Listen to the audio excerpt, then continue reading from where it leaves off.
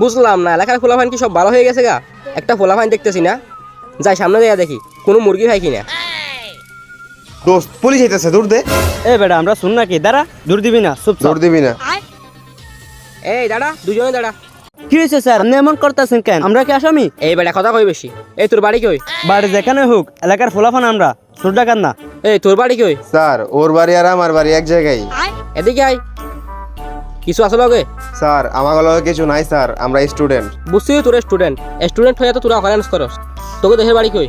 Sir গ্রামে তো যাওয়া আসা হয় না, আর ঠিক মতো জানিও না যে গ্রামের বাড়ি কই। আর তোর দেশের বাড়ি কই? স্যার কি গ্রামে যাওয়া হয় না? আজকে তোদের দুজনরে আমি থানায় নিয়ে যাবো।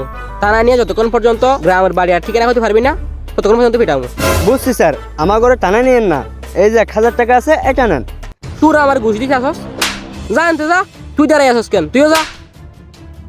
পোলাপান আমার ঘুষ দিতে চাই, আমি ঘুষ খাই রে।